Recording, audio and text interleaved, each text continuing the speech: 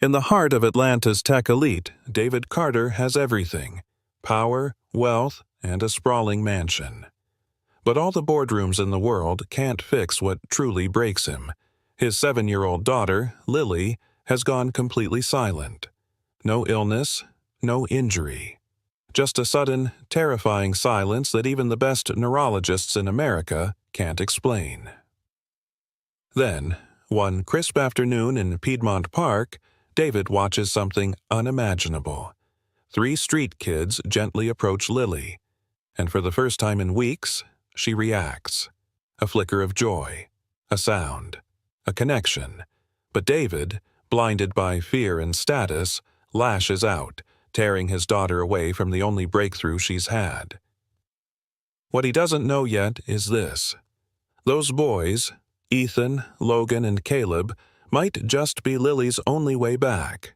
And finding them again means confronting a buried past, a broken family, and a legacy of exclusion that David has long ignored. Will a man, used to controlling everything, finally learn to let go? Can connection, not control, be the cure? This isn't just a story about healing, it's about rediscovery, redemption, and what it means to truly listen. Subscribe now and stay to the end. You won't believe where this journey leads. The wind whispered across the sprawling terrace of the Carter estate, rustling the autumn leaves that danced around the marble fountains. It should have been a perfect morning, clear skies over Atlanta, the scent of magnolias still lingering from late summer, but something felt hollow. David Carter, CEO of one of the nation's most powerful tech conglomerates, stood frozen outside his daughter's room, one hand gripping the doorframe as if it were the only thing keeping him upright. Inside, Lily sat on the floor with her favorite puzzle, unchanged for days. Her fingers moved the pieces methodically, yet her face remained blank, eyes distant. The vibrant child who once flooded their home with questions and giggles had vanished. In her place sat a girl of shadows, silent, detached, unreachable. It had started 4 weeks ago. No trauma, no fever, no fall. Just one day, Lily had simply stopped talking. David had mobilized everything. He flew in pediatric neurologists from Mayo Clinic, brought specialists from Emory to their private hospital wing. Countless brain scans, speech evaluations, neuro-linguistic tests, all came back clean. Selective mutism, one said. Possibly trauma-induced, another suggested, carefully sidestepping the word blame. But none had an answer that satisfied a man who built an empire on solutions. She was fine, he whispered to himself now, watching her shift another puzzle piece. She was just fine. His voice cracked, the sound unfamiliar in its helplessness. Behind him, Tom, his longtime driver and closest thing to a friend, cleared his throat gently. "Sir, your 9 o'clock with the investors is waiting on Zoom." David didn't move. "Reschedule it." "But," "I said reschedule it." Tom paused, then simply nodded. "Understood." David stepped inside the room, his Italian loafers clicking softly against the hardwood. Lily didn't look up. He knelt beside her, brushing a loose strand of blonde hair from her face. Her eyes flicked toward him just for a second, but said nothing. "Baby," he whispered, "I'm right here. Just say something. Anything." Silence. Her tiny hands continued their work, as if she hadn't heard him at all. David blinked hard, swallowing the lump in his throat. "Remember your rocket ship story? The one where you and Mommy were going to Mars and building houses made of candy?" Still, no reaction. Just the same mechanical movement. It was like calling out across a canyon, and all that came back was the echo of his own desperation. He rose slowly, backing out of the room as if retreating from sacred ground. At the door, he turned one last time. "I'm not giving up on you, Lily, no matter what." Downstairs, the estate was already buzzing. Assistants with clipboards, security checking perimeters, an executive chef perfecting a menu David no longer cared about. He passed them all without a word. his once commanding presence now weighed down by grief. In the kitchen, Mrs. Reynolds, Lily's longtime nanny, looked up from packing snacks into color-coded containers. Her face was etched with worry. "She didn't touch breakfast," she said softly. "Same as yesterday." "She needs time," David muttered, grabbing a bottle of water with a shaky hand. "I've already called the best behavioral therapists in the country. One of them will find a way through to her." Mrs. Reynolds hesitated. Maybe what she needs isn't therapy. Maybe she needs something simpler, someone she connects with." David turned sharply. "Are you suggesting I haven't done enough?" "No," she said gently. "I'm saying maybe you're doing too much of the wrong things." The words stung, not because they were cruel, but because they were likely true. A sudden buzz at the gate interrupted the moment. David looked at the screen. Motion detection had flagged a cluster of children approaching the edge of the estate from Piedmont Park. Local kids, by the looks of it. One held a worn soccer ball. Another was on a tattered scooter. They shouldn't have caught his attention. But as the camera panned closer, something about them, especially the smallest one, with a shy smile and eyes full of light, made David pause. He didn't know it yet, but these were the children who would break the silence. And maybe, just maybe, help Lily find her voice again. It was late afternoon when David found himself standing at the edge of Piedmont Park, hands in his pockets, collar pulled up against the sharp breeze that rolled off Lake Clara Mere. The Carter estate loomed just beyond the gated perimeter, but out here, surrounded by rustling oaks and the distant rhythm of children laughing, the air felt somehow easier to breathe. Tom waited quietly a few feet away, leaning against the black SUV that had become more familiar to David than his own living room. "You sure you want to be out here, sir?" he asked gently. "It's a long way from your comfort zone." "I'm not looking for comfort," David replied, eyes scanning the horizon. "I'm looking for something real." Tom said nothing, only nodded, because he understood. David's gaze settled on a small bench not far from the walking path. Lily's favorite before, everything. They'd spent hours there last spring, counting ducks, making up stories about squirrels with secret bank accounts, watching clouds morph into dragons and castles. Now the bench sat quietly under a canopy of red and gold leaves, waiting for her return. And then, as if drawn by memory or fate, she appeared. Lily walked slowly, her small form bundled in a lavender coat, hair pulled back in a messy braid. She was alone, Mrs. Reynolds trailing far enough behind to give her space, just like the therapists had suggested. But David noticed her shoulders were slumped, eyes downcast, feet shuffling like her spirit weighed more than her body could carry. He stayed back, heart heavy as she climbed onto the bench and sat without expression. No books, no humming, just silence. Minutes passed. Then, suddenly, from across the park's open green, 3 boys appeared. They weren't dressed like the other park kids. No polished sneakers or Patagonia fleeces. Their coats were patched and too small, mismatched gloves dangling from their sleeves. But they moved with a kind of quiet confidence, the kind born not from comfort, but from necessity. The tallest, maybe 11, balanced a frisbee on one fingertip before flicking it toward the middle boy, who caught it with a grin and exaggerated bow. The youngest, no older than 5, trailed close behind, holding a paper airplane, his eyes fixed on the sky.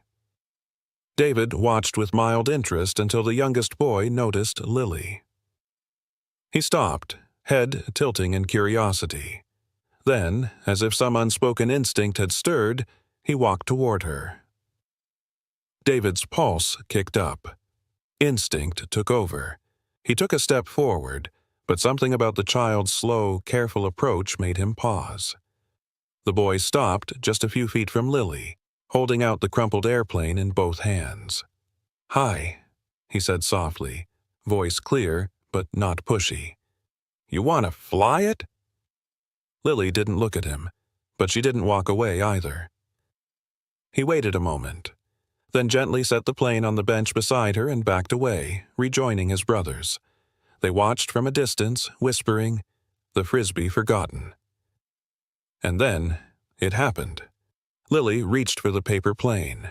Her fingers touched it tentatively, and she turned it in her hands like it was made of gold leaf. Then she looked up, and her eyes scanned the field. Seeking the boy, she found him, and as if trying to return the gesture, she opened her mouth. No sound came, but her lips moved. David saw it. His heart stopped. Her mouth shaped a syllable. Ta, and though it never found voice, it was her first attempt in weeks. It was something. David couldn't contain it. He started toward her, urgency written all over his face. "Lily!" he called. The boys startled. The older one instinctively stepped in front of the youngest, shielding him. Lily's small body flinched. She clutched the paper plane and turned away, shrinking into herself. David reached her in seconds. "Are you okay? Did they scare you?" She didn't respond. Of course she didn't. Mrs. Reynolds hurried over, concern etched into every wrinkle. "David, stop," she pleaded softly. "They didn't do anything." "I don't know that," he barked. "She's fragile, and strangers are kids," she interrupted firmly. "Just kids." But David wasn't listening. The three boys stood frozen nearby, uncertainty in their eyes. The smallest one, still barefoot in hand-me-down boots, looked like he might cry. David turned on them, anger disguising fear. "Go home," he snapped. "You don't belong here." The older boy's jaw tightened, but he nodded and turned away, shepherding his brothers down the path. David stood there, breathing heavily, hands shaking. He looked back at Lily, who sat curled around the crumpled paper plane like it was the last gift she'd ever receive. He'd seen hope, and stomped it out in seconds. David Carter sat in his daughter's room that night, the overhead lights dimmed to a soft amber glow. The lavender walls were lined with picture books, sensory toys, and educational flashcards he'd ordered from every reputable site. All of it felt sterile now, like an expensive shell masquerading as a home. Lily was curled up in her reading nook by the window, clutching the paper airplane as if it were made of spun glass. He'd tried everything. Top neurologists from Emory, specialists flown in from Boston, months of speech therapy. All of it yielded nothing. Nothing but silence. And now, one moment of human connection, a whisper from a child in a second-hand coat, had done what thousands of dollars and elite care had failed to accomplish. And he'd ruined it. "I shouldn't have yelled," he murmured, sitting down on the floor beside her. "I was scared." Lily didn't move, but she wasn't recoiling either. That was something. David looked at the paper plane in her hand, crushed slightly at the nose, and felt a sting of guilt. "I saw you," he whispered. "I saw you try." Still nothing, but her breath deepened slightly, as if his words reached some quiet corner of her heart. Mrs. Reynolds knocked once on the doorframe, then stepped inside. "She hasn't let go of that thing since the park," she said quietly. "Maybe it meant something." David sighed, dragging his fingers through his hair. "It was a mistake. I misread the situation." "You were protecting her," she said, with a gentleness that didn't let him off the hook. "But David, you fired me in front of her. Fired me for trying to explain. That matters." His eyes closed. The shame sat heavy on his chest. "She doesn't need perfection," Mrs. Reynolds added. "She needs someone willing to listen, even when it's hard. Especially when it's hard." David nodded slowly. "I'll call Tom." "Tom?" she asked. "To find those boys." Mrs. Reynolds blinked. "You're serious?" "I need to fix this," David said, his voice suddenly raw. "For her. I need to understand what happened, and if it can happen again." The next morning, David waited in the front courtyard as Tom pulled the SUV to the curb. He looked exhausted, his tie askew, shirt sleeves rumpled. But there was something else in his face, something that hadn't been there in a long time. Hope. Fragile, untested hope. "Sir," Tom greeted as he stepped out of the vehicle. "You sure about this?" David nodded. "I need to talk to their guardian. I don't care how long it takes. I'll pay, I'll apologize, whatever it is. Just find them." Tom hesitated, then nodded. "I think I might know someone who can help. A woman named Betty Green, grandmother, lives out in Decatur." David's brows lifted. "You know her?" "No," Tom said plainly. "But she used to clean offices in the building where I started. Kept a scrapbook of her grandkids in her locker. Always talked about them. Said one of them could talk the rust off a doorknob and another could draw like he'd been touched by God." David's jaw clenched, emotions mixing in his chest. Regret, guilt, awe. "She sounds remarkable." "She raised them herself," Tom added, "after their mom passed. Never asked for handouts, just did the work." David looked out over the driveway, the city skyline looming in the distance like a reminder of everything he'd built and everything he'd overlooked. "Can you arrange something?" he asked. Discreetly. "I'll do my best," Tom said, "but if she says no, she means it." David gave a slow nod. "Then I'll wait, however long it takes." By that evening, David had returned to Lily's room. She sat on the floor with her back against the wall, flipping through a picture book without making a sound. He knelt beside her, holding out a fresh paper airplane, this one folded by his own hands. "I don't know if it'll fly right," he said, gently setting it on the carpet, "but I thought we could try again." Lily looked at it for a long moment. Then, slowly, deliberately, she reached out and touched the tip. And though she didn't speak, she smiled, just barely. But it was enough to break something open in him. He wasn't a CEO in that moment. He wasn't a man with influence or connections or 1,000 unread emails. He was just a father. A father who had finally realized. Connection couldn't be bought, scheduled, or controlled. It had to be earned. The next morning dawned gray and drizzly, a thin mist hanging low over Atlanta as David Carter stood beside Tom outside a modest, single-story house on a quiet street in Decatur. The weather felt fitting, moody, uncertain, heavy with anticipation. David's breath fogged in the air as he adjusted the collar of his coat, his usual tailored confidence replaced by a humility that felt foreign but necessary. "This is her place," Tom said quietly. "Betty Green." The house was well kept but weathered, with hand-painted flower pots lining the porch rail. A small wind chime tinkled faintly, the sound soft and unassuming, like the kind of life that asked for nothing but gave everything it had. "You sure she's home?" David asked, clearing his throat. "She's always home," Tom replied with a faint smile. "That woman doesn't believe in wasting daylight." David stepped up and knocked. The door opened almost immediately, as if she'd been waiting. Betty Green stood in a worn apron dusted with flour, her gray hair pulled into a loose bun and her eyes sharp behind thick lenses. Her expression was unreadable, neither hostile nor welcoming, just measured. "Can I help you?" she asked, looking from David to Tom. Tom stepped forward first. "Mrs. Green, ma'am, my name's Tom. I believe we've got mutual friends. I work for David Carter here. He's the father of the little girl from the park, Lily." Betty's eyes flicked to David, narrowing slightly. "The one who yanked her away and hollered like the boys were a threat?" David took a step closer, his voice soft but steady.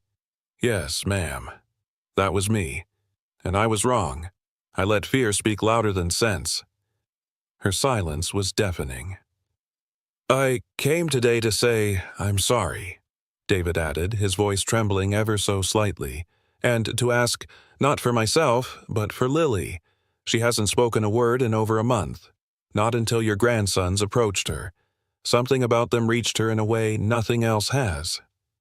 Still, she didn't speak. I don't expect trust overnight, he continued. But I'm asking you, please, let me explain. Let me try. Betty finally opened the door a little wider. You better come in before that apology gets cold. Inside, the warmth of the home enveloped him like a blanket. Smells of cinnamon and fresh cornbread, the creak of well-loved floorboards, a wall covered in school photos and handmade drawings. It was nothing like the sterile grandeur of the Carter estate, but it pulsed with something he hadn't felt in years. Life. Sit, she said simply, gesturing to the kitchen table. David obeyed, hands clasped tightly in front of him. Those boys you saw, Ethan, Logan, and Caleb, they've been through a lot, Betty said as she poured coffee into mismatched mugs. Their mama passed when Caleb was still in diapers. I took them in, and we've been managing on faith and grit ever since. They're remarkable, David murmured. I've never seen Lily react like that, not even with her therapists. Betty sat across from him, eyes sharp. They're boys, Mr. Carter, not therapists. They don't come with degrees, just open hearts. He nodded, humbled. I'm beginning to understand that. Why now? She asked pointedly. You've got a mansion on the hill, a business empire, a daughter in pain, and you waited until it got inconvenient to ask for help? David inhaled slowly. Because I was ashamed of how disconnected I've become from what really matters. I didn't want anyone to see how powerless I felt. Betty studied him a moment longer, then reached into her apron and pulled out a folded piece of paper. Logan drew this the day after the park, she said, sliding it across the table. David unfolded it carefully. Crayon lines shaped 4 figures, a girl on a bench, 3 boys standing near her, and in the corner a tall man with sad eyes and a speech bubble that simply said, "No." David swallowed hard, the sting behind his eyes undeniable. They don't understand what happened, Betty said softly, but they remember, and they care. Please, he said. I just want to give Lily the chance to see them again. I'll stay away if that's what's best, but I want her to have what she needs. Betty leaned back in her chair, arms folded. One visit, tomorrow, at your place, but I come too, and if I sense even a whiff of pity, control, or spectacle, it ends. David nodded, overwhelmed with gratitude. Thank you, truly. Betty stood, wiping her hands on her apron. Don't thank me yet, Mr. Carter. Just be ready. Those boys don't show up for show and tell. They come to connect.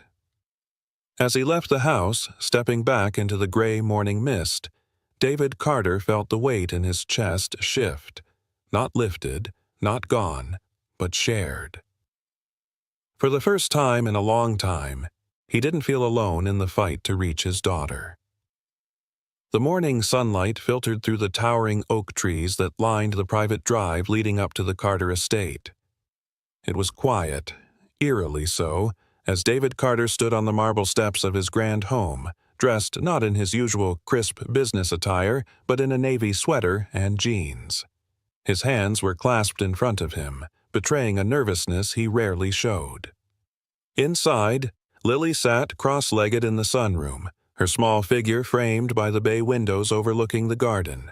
Her eyes, as silent as ever, flickered with uncertainty each time the clock ticked. She didn't ask questions. She hadn't in weeks. But her gaze clung to the front door like it might open a new world. David exhaled slowly as the gate buzzer chimed. "They're here," he said to Tom, who stood at his side. Tom gave him a firm nod, then quietly stepped back to give space. The SUV pulled up the drive, its tires crunching the gravel. Out stepped Betty Green first, her sharp eyes scanning the estate with guarded suspicion. Behind her, Ethan, Logan, and Caleb followed wearing their best. Button-downs a bit too big, jeans just shy of the right length, shoes scuffed but clean. Each boy clutched a small object in his hand. David noticed it immediately. "Mr. Carter," Betty greeted, formal and cool. "Mrs. Green," David replied respectfully. "Thank you for coming." The boys looked up at the towering house, wide-eyed but composed. David knelt slightly to their level. "She's inside in the sunroom. Would you like to go in?" Caleb, the smallest, clutched a worn cloth doll and nodded without a word. Ethan stepped forward, steady and purposeful. "We won't upset her," he said, like a promise. David's voice cracked just slightly. "I know you won't." Betty accompanied the boys inside, her hand resting briefly on Logan's shoulder. "Let's keep it gentle," she said under her breath. The sunroom was still. Lily sat on the woven rug, her fingers tracing the edge of a book cover. She looked up as the boys entered, and her eyes locked with Caleb's instantly. It was as if a silent string pulled tight between them. Caleb didn't speak. He walked to her slowly, knelt a foot away, and opened his small hand. Inside it was a marble, blue, smooth, and glinting in the sun. He rolled it gently across the floor. Lily stared. Her fingers hesitated. Then, cautiously, they moved. She touched the marble, hesitantly at first, then with growing certainty, before rolling it back. Caleb smiled. "That's a start," he whispered. Ethan moved closer, pulling something from his pocket. Flashcards. Homemade, cut from cereal boxes, drawn with thick crayons. One card had a simple face with a smile. Another had a sun. Another had a bird. He laid them in front of Lily carefully, like offerings at an altar. Logan, ever the observer, watched Lily's eyes move from card to card before sitting beside her and beginning to hum a soft tune. Low, calm, and comforting. For the first time in a month, Lily didn't flinch. David stood just outside the doorway, watching through the glass with his breath caught in his throat. He didn't dare enter. He knew instinctively this moment wasn't his. Not yet. Betty stepped beside him and murmured, "Let it be theirs, for now." Inside, Lily slowly picked up one of the cards, an image of a sun, and held it up. Ethan nodded gently. "That's right," he whispered. And then, like breaking through a storm cloud, Lily made a sound.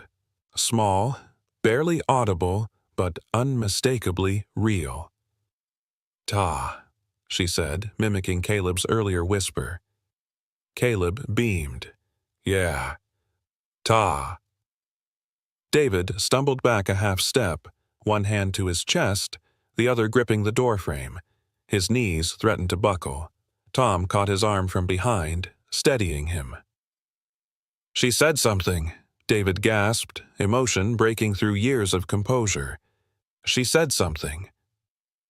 Betty's face softened, a hint of her sternness melting. "She's got a reason now. That's all she ever needed." Inside, Lily was now seated with all three boys around her, the cards spread like a language between them. She pointed to the bird. Ethan chirped like one in return, making her blink in surprise. David watched her tiny smile bloom, faint but there, and something inside him fractured and healed at the same time. "She smiled," he said, stunned. Betty looked at him and replied, "And you saw it, because for once you slowed down long enough to be here." As the afternoon sun shifted across the floor, a new rhythm was beginning. The boys didn't fix Lily. They joined her. And in doing so, they brought back a piece of her the world thought was lost. Mornings at the Carter estate began to change. Instead of silent hallways filled with echoes of solitude, laughter now drifted from room to room, punctuated by the gentle shuffling of slippers, cardboard flashcards rustling like leaves, and the occasional triumphant shout when Lily successfully mimicked a sound. It wasn't loud, it was hopeful. By the third day, a rhythm had quietly emerged, tender and makeshift but undeniably real. The boys weren't guests anymore. They moved with the familiarity of family. Breakfasts were now shared at the long oak table that had sat untouched for months. Caleb always sat beside Lily, the two of them communicating through gestures and soft syllables, each one like a stepping stone across a frozen river.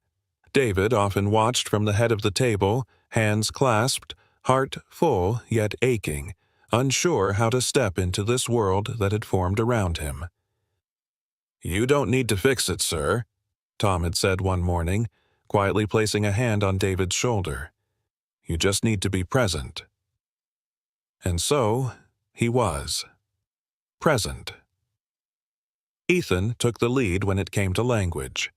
Armed with colored paper, glue sticks, and unwavering patience, he created new flashcards each morning before Lily woke up. Each card was a new piece of vocabulary: a smile, a raindrop, a tree, a piano. He spoke them slowly, deliberately, encouraging Lily to shape the sounds in her mouth even if they never escaped her lips. "She knows them," he said one evening to David. "She's just figuring out her way to let them out." Logan, the quiet engineer of the group, transformed cereal boxes into communication tools. He designed a matching board for Lily with hand-drawn images and Velcro strips. She used it like a language bridge, plucking symbols and placing them in a row: sun, happy, bird, music. "That one," David whispered, watching from the doorway as she pressed a small picture of a piano to the Velcro. That one was her favorite before everything changed. Lily pointed again. Logan noticed the tears in David's eyes but didn't say anything. He simply nodded and whispered, "We can make her a new favorite." Caleb, soft-spoken and observant, remained her quiet shadow. He wasn't concerned with language or tools. He offered Lily what no specialist ever could: presence without pressure. He took her hand when they walked. He hummed beside her when they sat in the sun. He was her mirror, her constant, the one she trusted most. Betty watched all of this from the margins, arms folded, eyes never missing a beat. She still didn't trust David, not fully, but she saw the way he lingered longer at the table, how he began kneeling beside Lily instead of standing above her, how he let Ethan correct him when he mispronounced a word on a card. Late one night, after the boys had gone to bed, Betty found David in the study, staring at a wall of framed business accolades. "I spent my whole life thinking I could solve anything," he said, voice low. "Money, systems, negotiation, there was always a lever I could pull, but with her, I couldn't reach her." Betty approached slowly, her expression not unkind, but firm. "Because you were trying to lead with your head. She doesn't need a CEO, she needs her father." David's eyes clouded. "Do you think it's too late for me to be that?" Betty didn't answer immediately. She turned her gaze to the family photo on his desk. Lily, at 4, mid-laugh, her arms wrapped around his neck. "She hasn't given up on you," Betty finally said, "so I'd say you're lucky." The next morning, Lily initiated something new.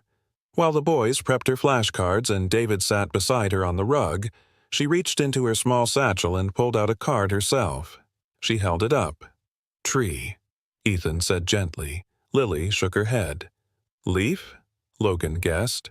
She pointed again, tapping the image twice, her brow furrowed. David leaned in. "Lily, is it favorite?" Lily looked at him, then at Caleb, and back again. She tapped her chest, then the card. "Home," she whispered, barely audible. The room fell completely silent. Ethan dropped his marker. Logan's eyes went wide. Caleb just smiled. David choked back the surge in his chest. "Yes," he said, kneeling down. "Yes, baby. This is home." The boys surrounded her. She looked at each of them, then at her father, and smiled. The rhythm had settled. Not like clockwork, more like jazz. Unexpected, soulful, alive. Every morning began with cereal bowls and laughter, every evening with bedtime stories and whispered dreams. Lily was speaking more. Not full sentences, but enough for the room to pause every time her voice broke through the silence. Every word was like sunlight cracking through the clouds. David sat at the breakfast table, his sleeves rolled up, toast forgotten beside his coffee. He was watching the boys teach Lily a clapping game, the same one his mother had once taught him on the back porch of their Buckhead estate. "Pat, clap slide, Pat, clap slide. Say your name and don't you hide." "Lily," she said softly, hesitantly, her hands slightly behind but smiling nonetheless. The boys cheered. David closed his eyes for a moment, overwhelmed. He had bought half the city trying to build his legacy. Yet in this moment, watching 4 children laugh over a simple game, he realized his real legacy was learning how to be present. That night, while tucking Lily into bed, she surprised him again. "Stay," she whispered. He did. He sat on the floor beside her bed, back against the wall, feeling the softness of her breath slow into sleep. He was beginning to understand the weight of quiet requests. The next morning, Betty waited for him in the sunroom. A shoebox rested on her lap, taped along the edges, its corners frayed from time. "I wasn't sure whether to give this to you," she said, her voice even. "But after seeing you with her, well, you've earned a piece of the truth." David sat opposite her and took the box gently. Inside were old photographs, faded letters, and a small velvet pouch. His breath caught when he saw the picture on top. A much younger Betty, standing beside a woman in her late 20s. "That's your mother," Betty said, leaning forward. "And me, 1981. I worked in her kitchen. I knew her before the charities and the country club friends." David blinked, unsure how to respond. "She was kind to me," Betty continued, "until I brought my son around. He and your brother Michael were the same age. They became friends, real friends. Shared toys, secret handshakes, but your mother didn't like that." David frowned. "Why?" "Because my son wasn't the right kind of boy for a Montgomery," Betty said, her voice tight with restrained emotion. "She fired me after she found them playing in the library, said it was inappropriate." David's stomach sank. "I didn't know." "No, you wouldn't have. Your world was polished to keep the rest hidden." She pulled out a folded letter. "That's from Angela, my daughter, the boy's mother." David took the page carefully. The handwriting was sharp, desperate, ink smudged in places where tears had clearly fallen. "Mom says you fired her when she needed that job most. I never held it against you, David. I just knew the kind of family you came from. When I left, I didn't want to bring that legacy into Lily's life." The letter ended abruptly. No signature, just the lingering ache of someone who had been shut out. David's hands trembled slightly as he set it aside. "Why are you showing me this now?" "Because the truth matters more than pride," Betty said, "and Lily deserves a father who isn't afraid of it." The sun poured in through the windows, painting golden streaks across the floor between them. David sat there, absorbing it all, the weight of old sins, hidden doors, and buried shame. Later that afternoon, David gathered the boys and Lily in the garden. "I want to show you something," he said. He led them to the old greenhouse behind the estate. The glass was cracked in places, ivy crawling through its seams. Inside, dust coated the forgotten pots and tools. "We're going to fix this up," he said, voice steady. "It was my mother's once, but it never grew anything real." Lily tilted her head. "Grow what?" "Hope," David said gently. "And maybe tomatoes." The boys laughed. Caleb grabbed a nearby watering can and dumped out the dust. Logan picked up a trowel. Ethan opened the shuttered windows. Lily stepped inside last, pausing, then quietly saying, "Home." David turned away briefly, his heart clenched tight. That night, he stood in front of a full-length mirror in his closet. For the first time in years, he wasn't wearing a suit. Just jeans, a sweatshirt, a dad. And, for once, he liked what he saw. The morning sun rose slow and soft over the Carter estate, casting warm light through the old greenhouse windows now scrubbed clean. Inside, Lily knelt beside a row of seedling trays, gently patting soil over a line of cherry tomato sprouts while Caleb hummed beside her. Logan labeled popsicle sticks with the names of each plant, and Ethan measured water in an old yogurt container, his tongue poking from the corner of his mouth in concentration. David stood at the doorway, watching with quiet reverence. These small moments, mundane, even forgettable to most, had become sacred in his world. His daughter had begun speaking in sentences again, not full ones, but enough to fill the silence of his once lonely home. And the boys, those beautiful, brave boys, had grown from strangers into something he couldn't quite name yet, but deeply felt. Then the phone rang. It was Tom. "Sir?" Tom's voice was careful, measured, but beneath it pulsed something unsettled. "Angela's back." David froze. His eyes shifted to the children, laughing, focused, unaware that the axis of their world had just tilted. "She showed up at the shelter this morning," Tom continued. "Says she's been clean for almost a year, wants to see the boys." David's hand gripped the phone tighter. "Did she say where she's staying?" "She's with a church group in East Atlanta, rebuilding, trying, from what I can see." David exhaled slowly, conflicted. This was the mother of the boys who had healed his daughter, the woman who, for all her mistakes, had raised 3 remarkable sons. But what would her return mean? For them, for Lily, for him. That afternoon, the boys were painting signs for the garden when Betty stepped onto the porch, her face unreadable.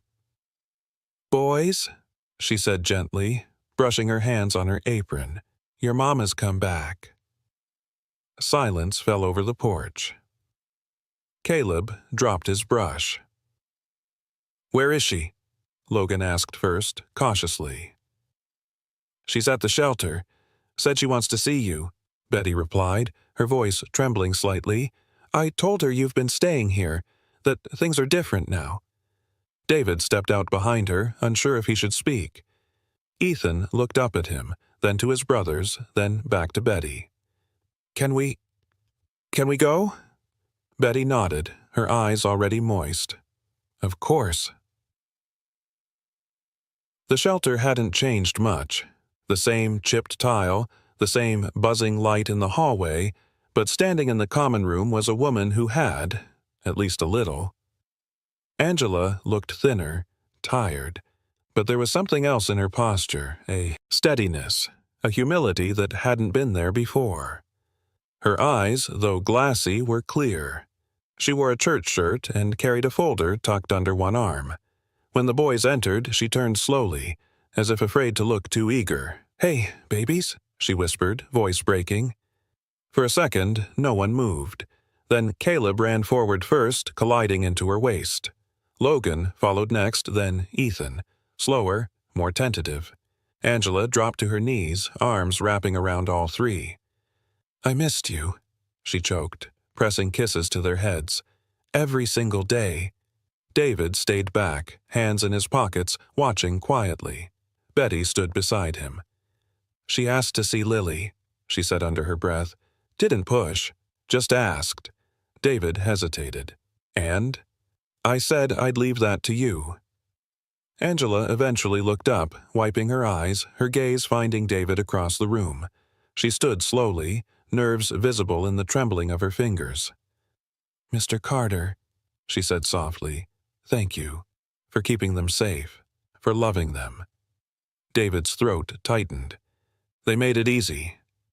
Angela nodded, smiling faintly.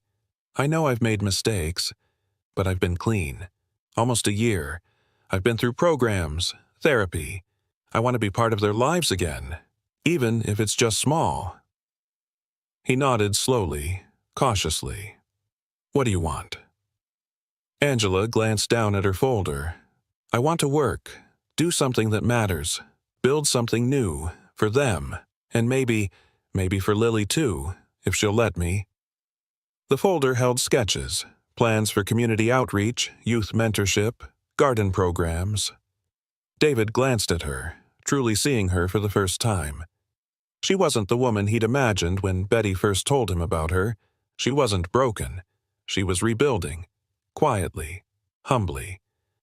And maybe, just maybe, she belonged here too. "I might have a place for you," he said quietly, "at the foundation." Angela blinked, stunned. "You'd trust me with that?" "Not fully," he replied honestly. "Not yet, but I believe in second chances." She nodded slowly. "Then I'll earn it." As they stood there, two parents shaped by loss, guilt, and redemption, the boys looked on, unsure what would come next. But something about the moment felt like the beginning of something new, something that might, in time, become whole again. The dining room at the Carter estate, once used for stiff corporate dinners and elegant fundraisers, had taken on a different life lately. Instead of polished silence and polite conversation, it now echoed with laughter, forks clinking against mismatched plates, and the occasional sound of juice spilling onto the table. And, for the first time since Lily's birth, David didn't mind the chaos. Angela sat at the far end, nervously watching the boys eat like they hadn't seen food in days. She glanced toward Lily, who sat between Logan and Caleb, softly tapping her spoon in rhythm with Caleb's humming. Her eyes caught Angela's for a brief second before darting away. David noticed it. Small. But something. Angela had helped cook the meal. Spaghetti, garlic bread, and a big bowl of salad she insisted the boys help toss.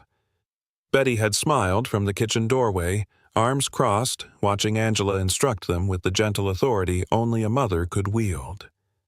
"Pass the bread, please," Caleb said, nudging Lily. She turned, picked up the basket, and handed it to him wordlessly. But then, softly, almost imperceptibly, she whispered, "Caleb." Caleb's eyes widened. David dropped his fork. Angela froze mid-chew. Betty, behind them, covered her mouth with her hands. Caleb recovered first. "That's my name," he said proudly, as if confirming for the room that they had all heard what they thought they did. David leaned in. "Lily," he said gently, trying not to overwhelm her. "Can you say it again?" She didn't respond. She simply smiled. Barely, but enough. Angela set her fork down slowly. "That's the first time she said a name?" David nodded. "In weeks." The room fell quiet for a moment, overwhelmed by the delicate, miraculous significance of what had just happened. Then Ethan, bless his eager heart, broke the silence. "Dad, can we get ice cream after dinner?" Angela blinked, startled. David turned to her. "It's what they call me now." She nodded slowly, an unreadable emotion flickering behind her eyes. "Right." The tension returned, but David refused to let it settle. He pushed his chair back. "Let's make it a Sunday night." The boys cheered, and Angela offered a grateful smile, though her eyes were tinged with something else. Maybe sorrow. Maybe hope. Later that night, after the boys had crashed from their sugar high and Lily had gone to bed holding Caleb's hand, David found Angela sitting on the back porch. The Georgia sky stretched wide and clear above them, the stars less hidden out here in Buckhead's quieter corners. "I thought this place would feel colder," she said quietly, sipping from a chipped mug. "But it's warm. Lived in." David sat beside her, his own mug untouched. "That wasn't always true," he admitted. "I built this place with glass and silence. Thought it meant success. Turns out it was just loneliness in disguise." Angela chuckled softly. "Funny. I raised 3 boys in a 1-bedroom apartment, and it never once felt lonely." David looked over at her. "You did good with them." Angela's voice caught. "I didn't always. I made mistakes. Big ones. You didn't have to open your door, and you did. I won't forget that." He hesitated. "I didn't do it for you. I know." They sat in silence. the kind that only happens between people who have both hurt and healed in unequal measure. "Do you think," Angela finally said, "there's a place for me here, with her?" David didn't answer right away. He watched the night wrap around the trees, listened to the wind whistle softly through the branches. "I think Lily is choosing her family now," he said. "And maybe we're all just guests until she decides who gets to stay." Angela exhaled slowly, the weight of that truth both heavy and strangely freeing. "I want to earn my place, not as a guest, as part of it." David nodded, standing. "Then we'll start with tomorrow." "Another dinner?" she asked. He smiled faintly. "No. Tomorrow you help her pick out a dress." Angela blinked. "For what?" "For the fundraiser next weekend. She's coming with me, and the boys. And you, if you're up for it." Angela stared at him, stunned. "You're bringing us all? Into your world?" David shrugged. "Feels more like your world now. I'm just learning how to live in it." As he turned to walk inside, Angela remained on the porch, quietly wiping away tears. Not of regret, but of something deeper, of being seen, of being invited in, of being chosen. 2 mornings after Rachel's tearful visit, David stood at the threshold of his living room when the doorbell echoed through the house. His heart, still tender from Lily's hesitant, "Are you staying?"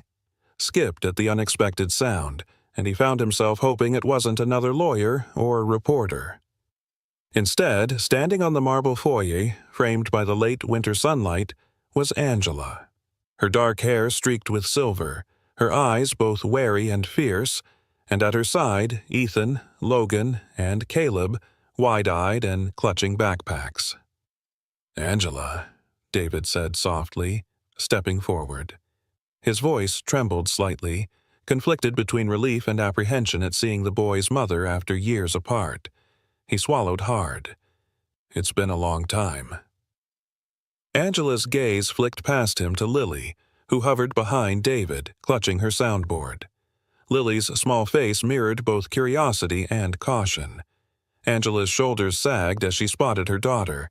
"Lily," she whispered, voice thick, and Lily came forward, slipping her hand into Angela's.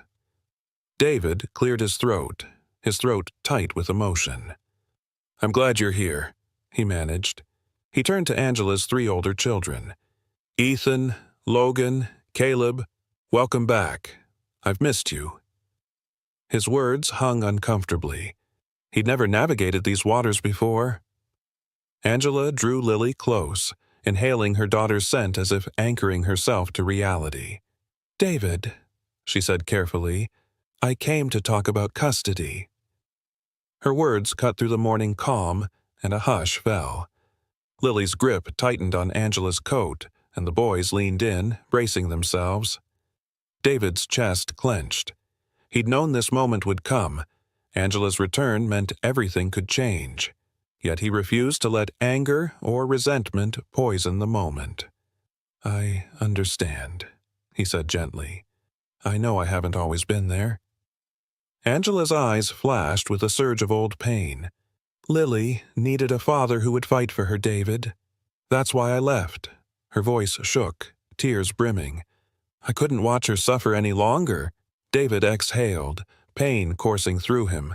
He remembered the nights Lily rocked herself, mumbling fragments he couldn't decipher, the emptiness in her eyes he had once assumed was his fault. Now he recognized it for what it was, a child in need of protection. Guilt stiffened his spine, but he forced himself to continue. "I'm sorry," he said quietly, his words sincere and weighty. "I'm sorry I haven't been the father you all deserved." Angela's jaw clenched, but her gaze softened when Ethan, always the most skeptical, stepped forward. "Dad," he said, his voice low but insistent.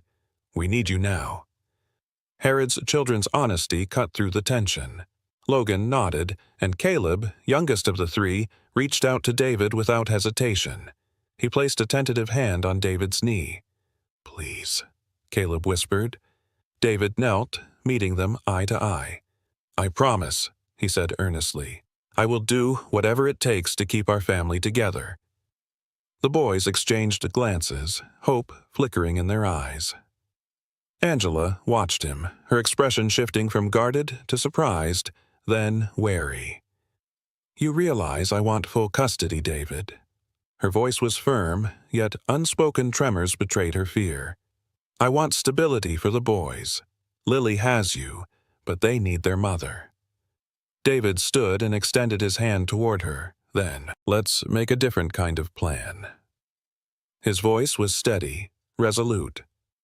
"I'm not going to fight you for custody in court. Instead, I want to offer you a job, managing outreach programs at my foundation. You'll work alongside Lily's speech therapists and the team Betty assembled.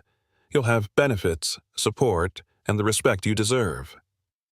Angela stared at him, disbelief softening her posture. You do that?" He offered her a gentle smile. "Yes, because I believe in your strength, and because Lily and the boys need both their parents, together, more than they need lawyers." His words resonated tenderly, brimming with genuine intent. "You'll have an office here. You'll be integral to our mission of helping other families like ours. And the boys? They'll be right beside you. With you, we'll all move forward as a family." Tears welled in Angela's eyes. She glanced at her sons, whose faces reflected guarded optimism. Lily squeezed her mother's hand, her soundboard glowing softly. Angela looked back at David, her voice choked yet hopeful. This means more than you'll ever know." David reached out, brushing a tear from her cheek. "We'll do this together," he promised quietly. "I'll be here, every day, not just in name, but in action." As Angela slipped her hand into his, the boys gathered around Lily's high chair, their presence filling the room with a warmth that no courtroom victory could deliver. In that moment, David realized that this proposal, a job, a partnership, a truce, was more than a compromise. It was the first true step toward healing the family he'd almost lost and embracing the new, imperfect, and beautifully resilient family they'd become. Late afternoon sunlight filtered through the tall windows of the Carter family's new Midtown Center, painting warm gold stripes across the polished wooden floors. David stood by a low shelf of children's books, watching Lily settle into her favorite nook with Ethan, Logan, and Caleb clustering close behind. Their laughter echoed softly off the walls. Light, hopeful sounds he had once believed he'd never hear again. He turned at the soft click of the front door and saw her standing there. Rachel, his ex-wife of 7 years, looking more fragile than he remembered, yet undeniably present. Time seemed to slow. Rachel's eyes, the same gentle hazel that once captivated him, widened uncertainly as she took in the scene. Lily engrossed in a pop-up storybook, the boys building a puzzle with Mrs. Green, and David watching over them with a smile that both warmed and wounded her. Her breath caught, and only after a moment did she clear her throat. "David," she whispered, voice wavering. He surprised himself by stepping forward, closing the gap between them in 3 measured strides. "Rachel," he said quietly, emotion thick in his throat. "I wasn't expecting you." She glanced at the children, then back at him. "I saw the video," she admitted, eyes glistening. Lily's first full sentence. "Are you staying?" Her voice cracked on the words. I had to see for myself." Guilt and longing warred in her expression. "I heard she's thriving." David swallowed. He remembered the anguished nights she'd left him, devastated by Lily's silence and his own helplessness. Now, her absence had nearly cost them all. "I'm here," he said simply, meaning far more than those 2 words suggested. Rachel's gaze flicked to Lily's soundboard sitting on a small table nearby. Lily looked up, bright-eyed and curious, her face lighting when she recognized Rachel. She pressed a button and the gentle voice chirped, "Are you staying?"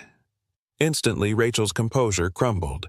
Tears spilled freely as she crossed the room and knelt before her daughter. Lily's eyes widened in surprise at her mother's tears. "Mom?" she typed, voice trembling in the mechanical tones of the device. Lily mimicked the word with her mouth. "Mom?" Softly, as if tasting the sound for the first time. Rachel reached out, brushing Lily's hair from her face. "Oh, sweet girl," she murmured, voice choked with emotion. "I'm here. I'm staying. If you'll have me." She turned to David, tears glistening down her cheeks. "I'm so sorry," she sobbed.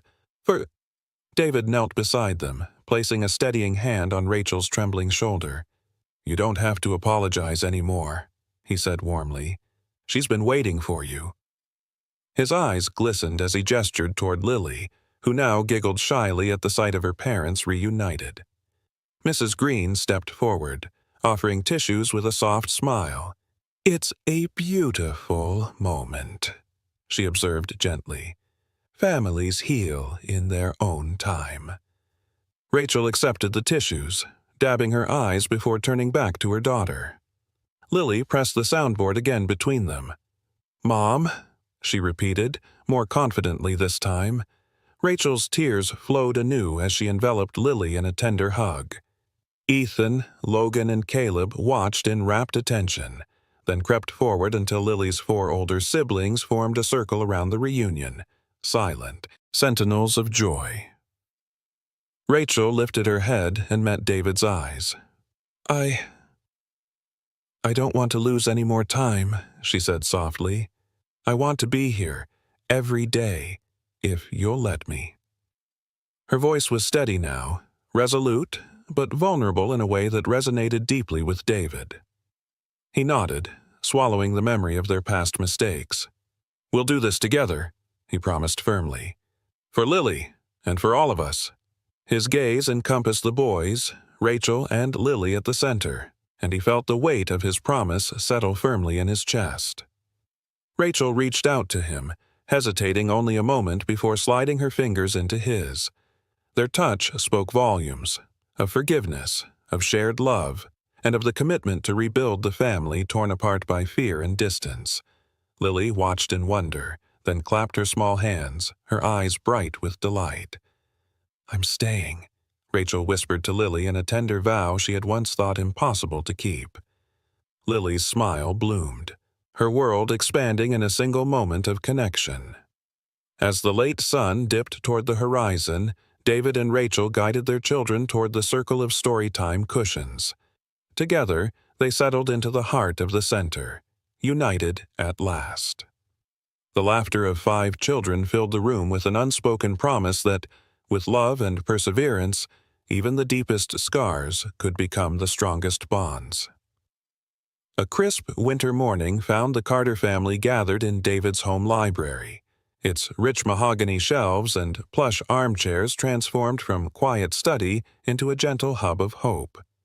Sunlight slanted through the tall windows, illuminating Lily perched at the center of a semicircle formed by Ethan, Logan, Caleb, Rachel, and David himself. On the low coffee table before her lay a sleek tablet, its screen displaying the letterhead of the Zurich Institute for Neurological Restoration, an elite research center whose reputation for cutting-edge treatment was matched only by its sky-high costs. David cleared his throat, the careful gravity in his voice betraying his pride and his apprehension. "Lily, sweetie, this is from the Zurich Institute. They've reviewed your case, your remarkable progress with the boys and your soundboard work, and they're offering you a place in their experimental speech restoration program." Paused, glancing at Rachel, who sat beside him, her fingers lightly resting on his arm. "They believe this could help you speak more naturally, give you a chance at full conversation without the board." Rachel's eyes brimmed with hopeful tears. "It's an incredible opportunity," she whispered encouragingly. "They have specialists there who've restored speech for children with far more complex conditions." Ethan leaned forward, his youthful sincerity shining through. "Lily, imagine if you could say anything you wanted. Tell us jokes with your own voice. I'd love to hear you laugh out loud." Logan, ever the pragmatist, added quietly, "It could open so many doors for you. School, friends, everything." Even Caleb, normally soft-spoken, nudged his sister's knee.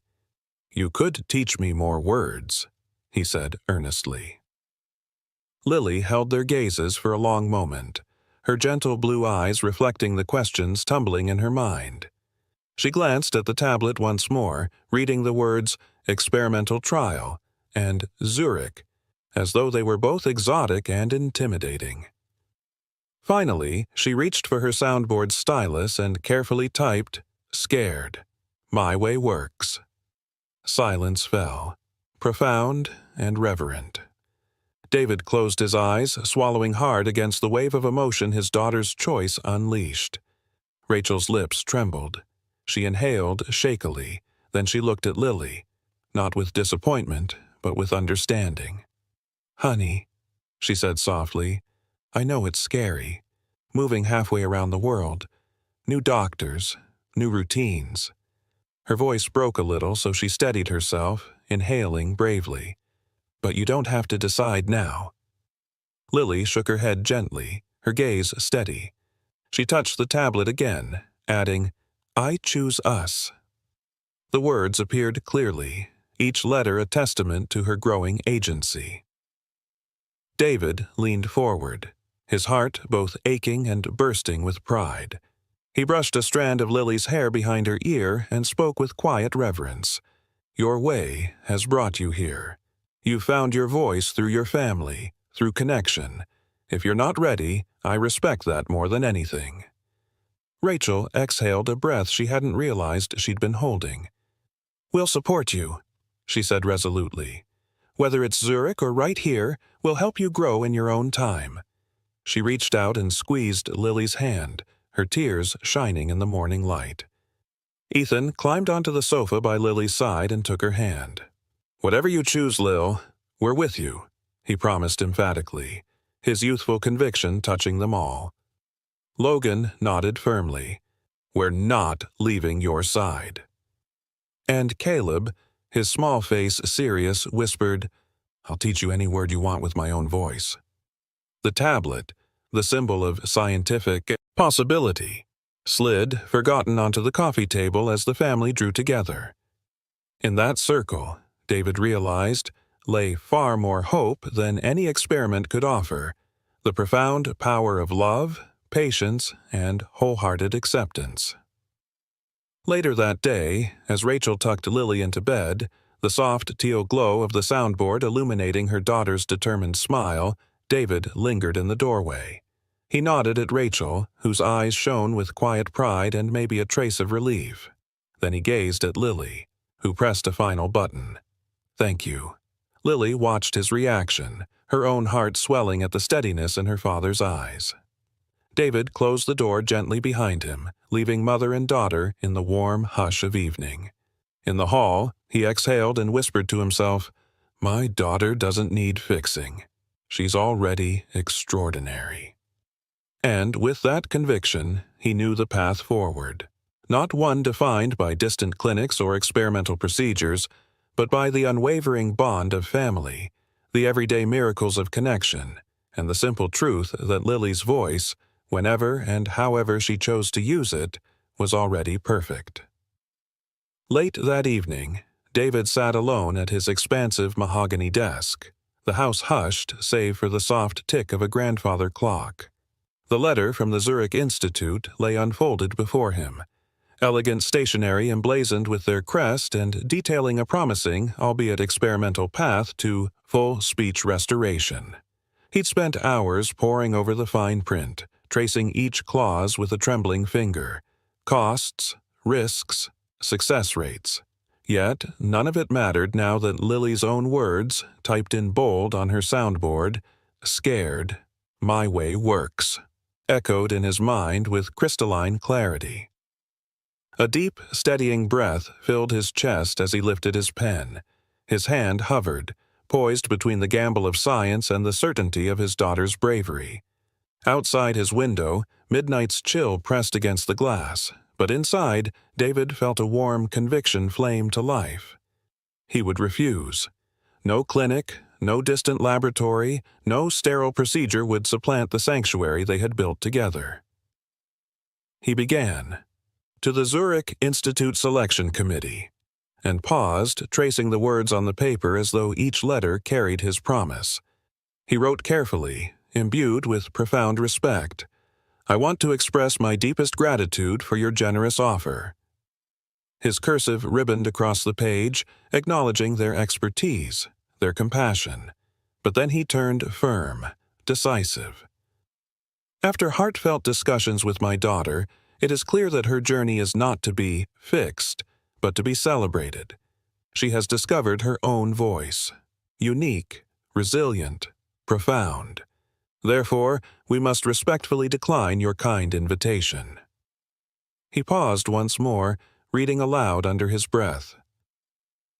We decline this opportunity because Lily's way, her own path of healing through love and connection, is exactly what she needs. My daughter doesn't need fixing. She's already extraordinary. The words resonated in the silent room, a quiet revolution against the impulse to control or mend what was never broken. He sealed the letter and scanned his address list for the direct email of Dr. Elena Meyer, Zurich's lead neurologist. His finger shook only slightly as he attached the file. A single, resolute click, send, and the message dissolved into the digital ether. Immediately, he felt a weight lift from his shoulders, the pressure of obligation, the lingering doubt that science alone could restore the fullness of Lily's voice. Instead, he had chosen faith in her, in their family. The following morning dawned bright and clear. David led Lily, Rachel, and the boys into the cozy, sunlit breakfast nook where steaming bowls of oatmeal and fresh fruit awaited. The children's chatter filled the air. Ethan explaining the mechanics of a new sound game he'd invented, Logan showing Lily how to build simple letter cards from cereal boxes, Caleb placing a tiny daisy beside Lily's place, a silent token of encouragement. Rachel caught David's eye and smiled softly. She knew he'd sent the letter. "And?" she whispered gently. He sat beside Lily, brushing her hair back from her forehead. "They understand," he said simply. Lily beamed, her eyes shining with relief and triumph. She picked up her stylus and typed, "Thank you, Daddy." David's throat tightened. He reached around and squeezed her shoulder, his heart swelling with an emotion he could neither quantify nor contain. "Always," he whispered. That afternoon, they gathered in the living room to watch the Zurich Institute's brief automated response, a gracious acknowledgement of their decision and best wishes for Lily's continued journey. But David barely noticed the boilerplate text. His focus was on Lily, whose gaze drifted to her brothers and then settled on him. "Daddy," she said aloud, forming the word carefully without her board. The room hushed in stunned delight. She repeated it. "Daddy." Her voice was soft, tentative, a fragile blossom finally opening. Each syllable warmed David's chest like sunshine. Rachel's tears glistened as she reached out to cradle Lily's hand. Ethan jumped up, cheering ecstatically, while Logan and Caleb joined in applause, their exuberant joy echoing through the room. For a moment, the grand piano in the corner, long silent, seemed to beckon David. He rose and sat before the keys, playing a simple chord progression. Lily's eyes followed the melody, and though she didn't join in song, she tapped her fingers on the armrest in rhythm, her spirit dancing in harmony. That evening, as the family settled down for dinner, David raised a glass of sparkling water in a quiet toast. "To Lily," he said warmly, "who taught us that love speaks louder than any lab report." Rachel clinked her glass against his, eyes shining. "And to trust," she added, "in the extraordinary ways our family finds its voice." Lily grinned broadly, typing a final message on her board. "Family good." Their laughter filled the room, a chorus richer than any experimental success. David Dixon, billionaire CEO, crusader for breakthroughs, had relinquished scientific ambition in favor of something infinitely more precious, honoring his daughter's wisdom and cherishing the imperfect, beautiful melody they created together each day. In that resolute choice, he found his greatest achievement yet. One year had woven itself into memory since David declined the Zurich program and chose instead to follow his daughter's lead. Now, on a crisp spring morning in midtown Atlanta, the very air seemed to tremble with anticipation. Sunlight danced through the towering glass facade of the Carter Logan Academy, the inclusive school David had founded and named in Lily's honor. Students clustered along the front steps, chattering excitedly. Parents and teachers adjusted flower arrangements in the lobby. And, everywhere, balloons in Lily's favorite soft lavender hue bobbed like hopeful dreams against the sky. David stood near the entrance, heart hammering with proud trepidation. He wore a tailored suit, one he rarely donned these days, but had swapped his customary tie for a simple lavender silk scarf, an homage to Lily.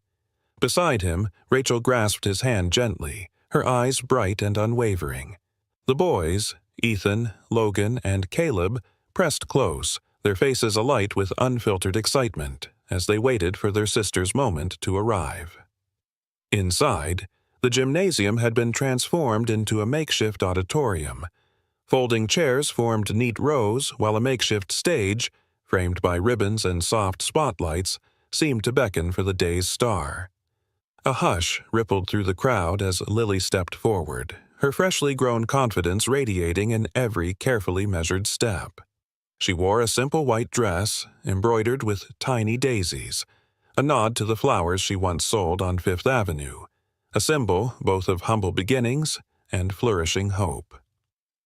David's breath caught as Lily mounted the stage and paused, surveying the faces before her, her family, her friends, her teachers, and dozens of children whose journeys, like hers, had taken unique detours.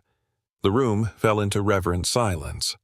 Lily's eyes glittered with a mixture of nerves and determination. She tapped her soundboard gently, as if greeting an old friend. Then, with deliberate grace, she pressed the single button for "Thank you."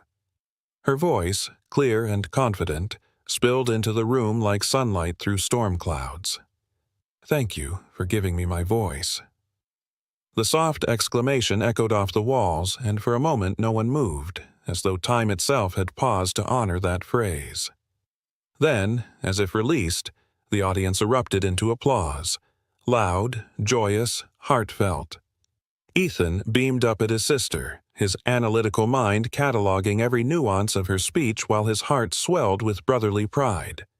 Logan clapped so enthusiastically he nearly tumbled from his seat, and Caleb, ever the artist, wiped a tear from his cheek and declared to no one in particular, "That was beautiful." David felt a lump rise in his throat. He closed his eyes to savor the moment, to etch the sound of Lily's voice into his memory. When he opened them again, he saw Mrs. Patel, the speech coach who had nurtured Lily's first sounds. Maria, Lily's former nanny turned teaching assistant, rooting for her endlessly, and Angela, the boy's mother, whose unexpected partnership had become a cornerstone of their blended family. Each face reflected the same awe and affection. As the applause died down, Lily pressed another button. "Welcome," she said, gesturing broadly to the colorful banners behind her. "Carter Logan Academy, a place where every voice matters." Parents wiped tears away. Children whispered excitedly about their future classes. Even the normally stoic principal, Mr. Thompson, dabbed at his eyes. David stepped forward, clearing his throat. "Few moments in life rival this," he began, his voice warm with unspoken humility. "A year ago, I believed I knew what was best for my daughter, but Lily taught me that a voice, her voice, was never something to be fixed. It was something to be heard, nurtured, and celebrated. Today, that voice stands at the heart of our new school, a home for every child who's ever felt unheard." He paused to let his words sink in, then knelt to meet Lily's gaze. "Thank you, my brave girl," he whispered, so softly that only she could hear.